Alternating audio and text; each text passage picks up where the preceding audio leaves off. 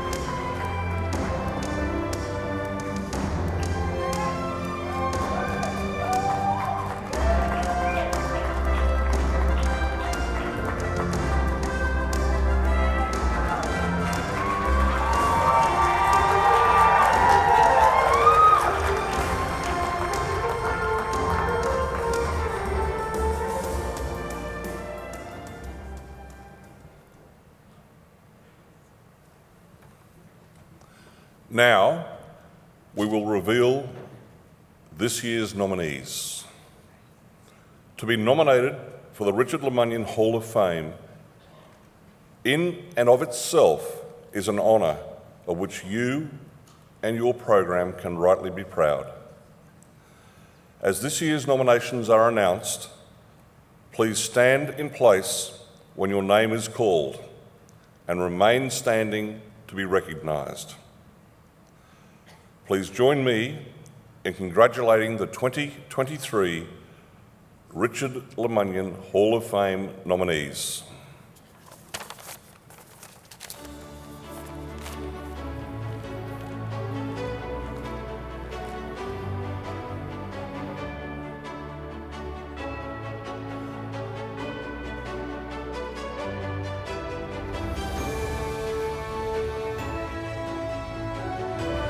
Kevin Arthod, North Dakota. Randy Bannister, Texas. Dave Breed, Illinois. Sean Byrne, Oklahoma. Danny Hall, Delaware. James Meyer, Illinois.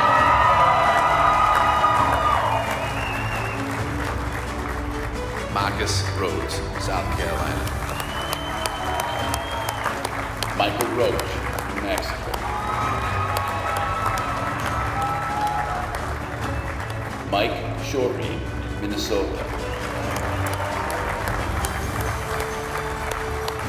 Kim Unlin, Southern California. Jerry Williams, Montana.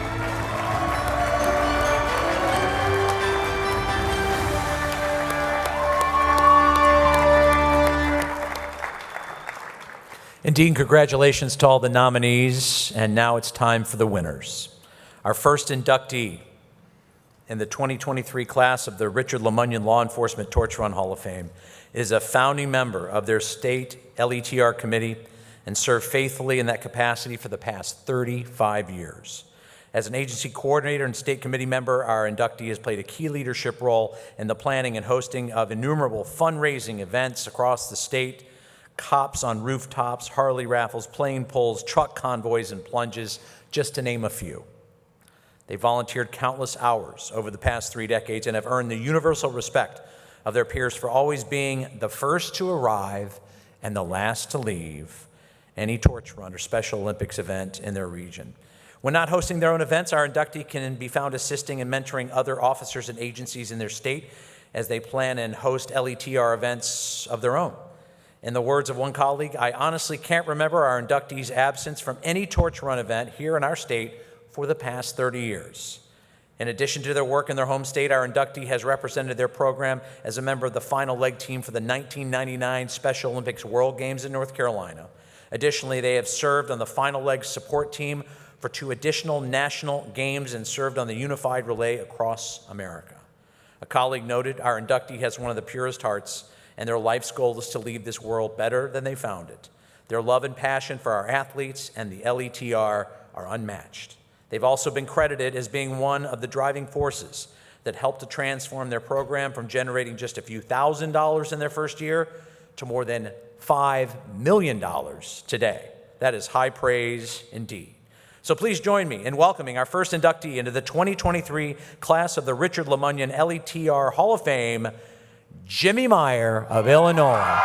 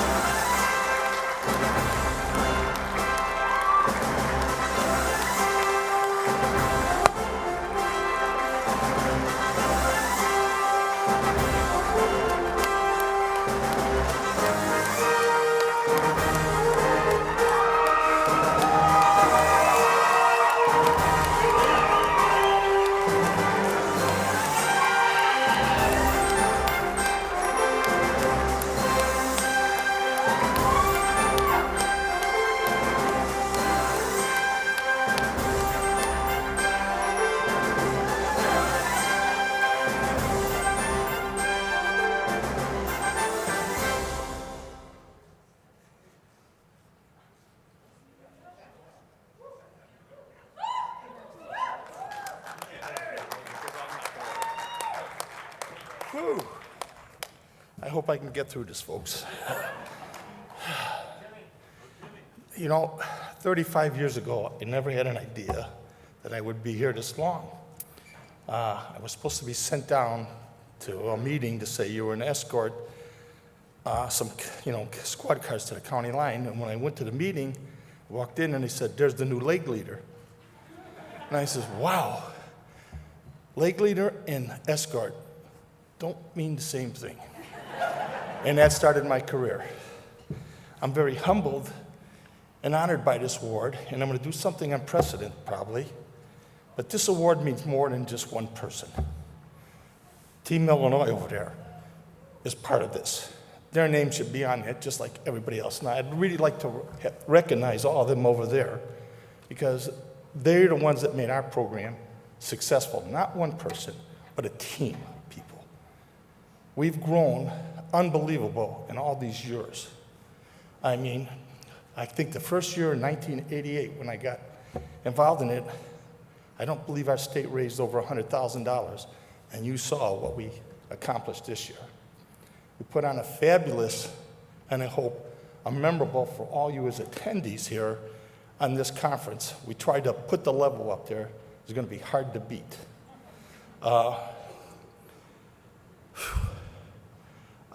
The chief said there's 400 new attendees here. You are our future of this program.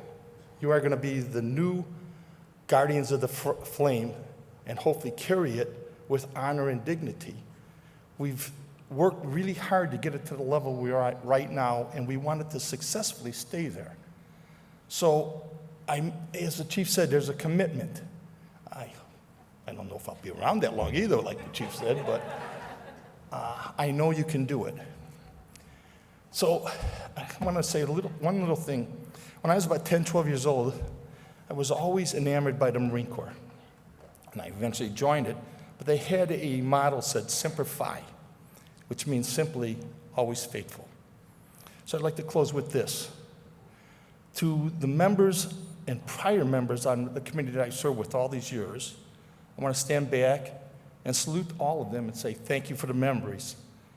But to the athletes, I just say this, Semper Fi, I shall always remain faithful. Thank you.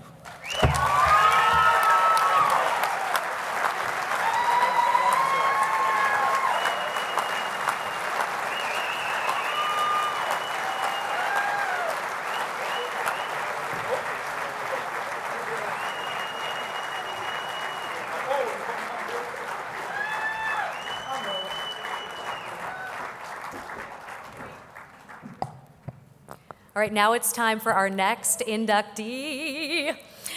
Our next inductee into the 2023 class of the Richard LaMunyon Law Enforcement Torch Run Hall of Fame has been involved with the LETR since the early 90s when they began volunteering their time at local events.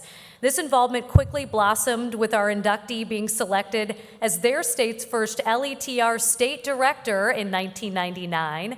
Since that time, our inductee has played a key leadership role in the reimagining and reshaping of their LETR program.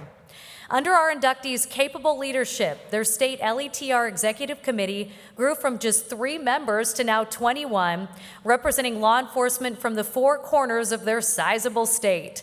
They also developed and initiated an annual LETR kickoff conference to celebrate their successes and inspire their officers to even greater heights in support of our athletes. Our inductee also supported and personally participated in numerous world tours around their state, which focused on recruiting, retaining, and recognizing officers for their ongoing work on behalf of the LETR. And if that were not enough, our inductee has also established a program at their state law enforcement training academy, which introduces recruit officers to the LETR and Special Olympics during their initial training, thus creating a pipeline of newly educated and inspired officers to our cause. Each of these efforts have served to increase the number of LETR volunteers across the state, thus ensuring the continued growth and vitality of their program. Our inductees' hard work over nearly 3 decades has helped transform their LETR program into one of the top per capita fundraising programs annually. And much of this success has been attributed to the strong leadership, passion, and dedication demonstrated by our inductee. In the words of one colleague, if you ask most people, past or present, our inductee's name is at the top of their list as a key founder who helped build, shape, and grow our program into what it is today. Another colleague noted that our inductee is that leader who identifies opportunities, inspires others, acts, and makes a difference. So without a doubt, the work of our inductee has served to strengthen and sustain our LETR program at all levels. It is now my great pleasure to introduce our second inductee into the 2023 class of the Richard LaMunyon LETR Hall of Fame, Jerry Williams of Montana.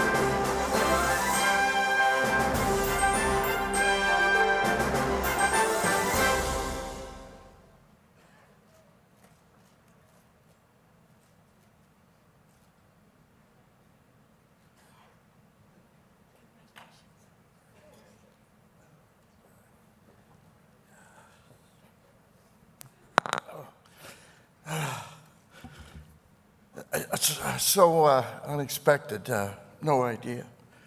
I've been around a long time, and that's hopefully the last time I'll say I, because our program has been we and us, and it's developed, and we've come a long way. I love attending international conferences, and I love this part of it. To be a part now of the Hall of Fame is the greatest accomplishment of my entire life. I want to thank my wife for supporting me for so long with this program, and thank the Montana delegation. Unbelievable. Greatest honor of my life. I thank you all very, very much.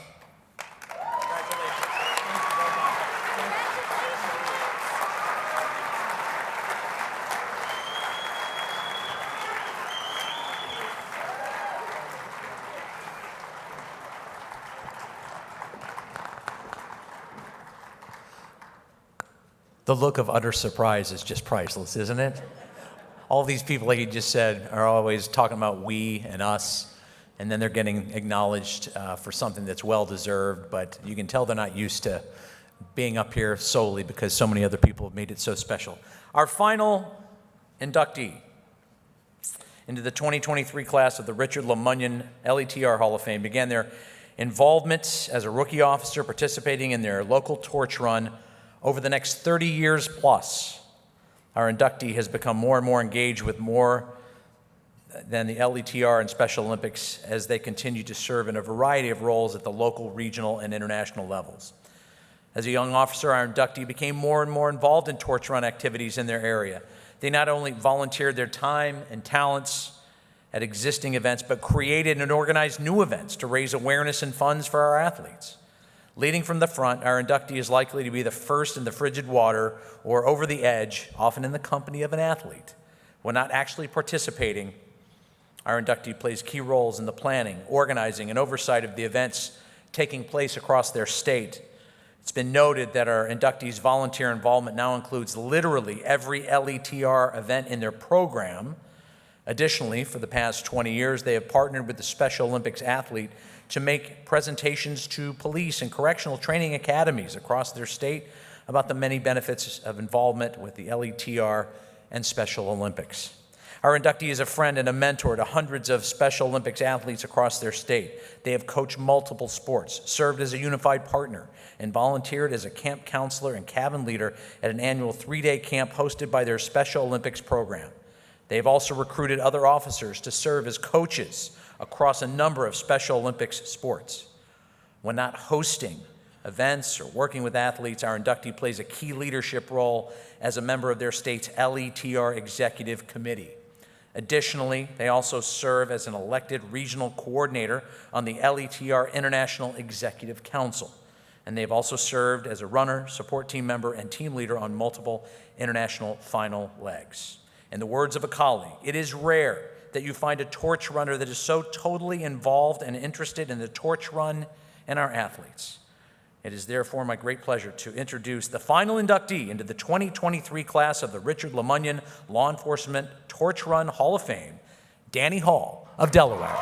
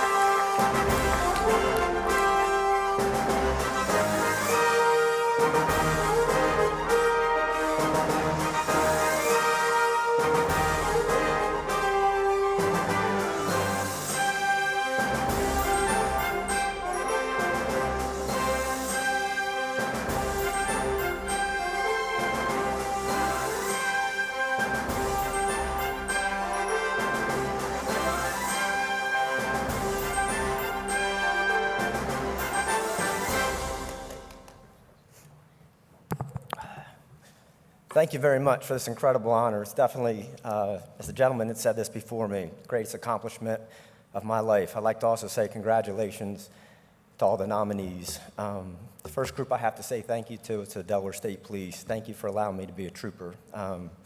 Retired this past June after almost 34 years, but the greatest thing they gave me was, I feel they allowed me to define my purpose in life, and I truly feel that's working with people with intellectual disabilities.